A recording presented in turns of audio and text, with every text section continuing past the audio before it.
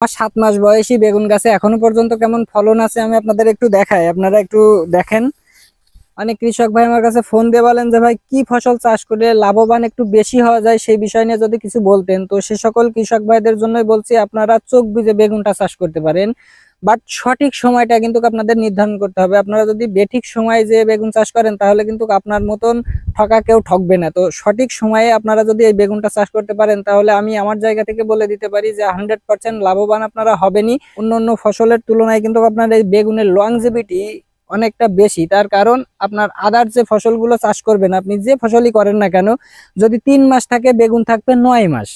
আর আজকে আমি যে ক্ষেতটায় দাঁড়িয়ে আছি এটা কিন্তু আমারই একটা ক্ষেত, অনেক কৃষক ভাই জানেন, অনেক কৃষক ভাই জানেন না। তো আজকে যে ক্ষেতটায় দাঁড়িয়ে আছি এই ক্ষেতটার বয়স মনে করেন 7 মাস। 7 মাস রানিং আছে। যখন 100 টাকা কেজি দরে বেগুন বিক্রি হয়েছে তখন থেকে কিন্তু আমি বেগুন হারভেস্ট করা শুরু করছি। আর আজকে লাস্ট বাজার পাইছি 10 টাকা। সপ্তাহে 2 দিন করে এখন হারভেস্ট করা পড়ে। তো 70 140 কেজি বেগুন কিন্তু আমি সপ্তাহে আমার এই 3.5 কাঠা ভুঁই থেকে উঠাচ্ছি। তো 10 টাকা করে কেজি থাকলেও কিন্তু খুব ভালো একটা দাম। আর এই মুহূর্তে আমি সপ্তাহে কিন্তু একটা দিন মাত্র স্প্রে করি। অনেক সপ্তাহে করা পরে আবার অনেক ক্ষেত্রে দেখা যাচ্ছে 8 দিন 9 দিন হয়ে যাচ্ছে তখন যে স্প্রে করি।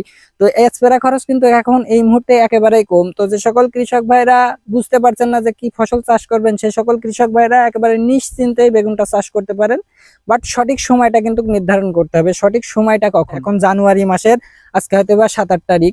এই মুহূর্তে যদি আপনারা বেগুনের বীজ থেকে চারা করতে দেন তাহলে চারাটা হতে কিন্তু 1-1.5 মাস সময় লেগে যাবে। তো 1-1.5 মাস পরে কিন্তু আবার গরমের টানও চলে আসবে।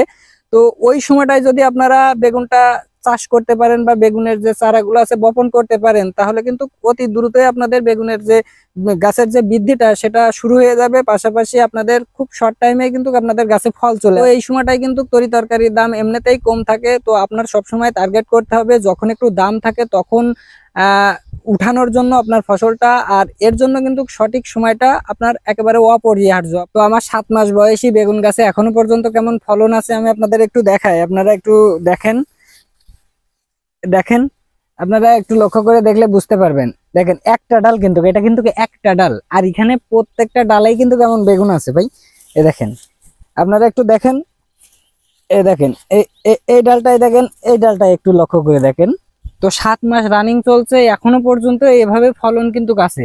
আর আপনারা সব সময় যাই চাষ করেন না কেন হাইব্রিডটা একটু বেছে নেবেন, বুঝলেন? হাইব্রিড সঠিক সময়ের সঠিক জাত। আপনারা দেখতে পারলেন 7 মাস বয়সী গাছে এখনো পর্যন্ত কেমন বেগুন ঝুলে আছে। আর প্রত্যেকটা গাছে কিন্তু ভাই এমন পরিমাণে বেগুন আছে।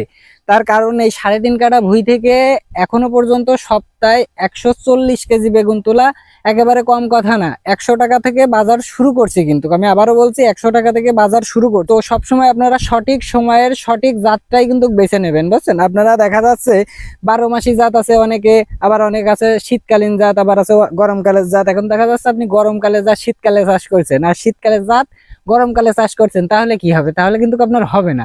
তো তার জন্য অবশ্যই আপনারা সঠিক জাতটাও কিন্তু বেছে নেবেন। তো এই দুইটা বিষয় আপনারা যদি মাথায় রেখে আপনাদের বেগুনটা চাষ করতে পারেন, আমি একেবারে নিশ্চিন্তে বলতে পারি বেগুনের মতন লাভজনক ফসল অন্য কোনো ফসল হতেই পারে না। তো আজকের ভিডিও পর্যন্তই, দেখা হবে অন্য কোনো ভিডিওতে। ধন্যবাদ।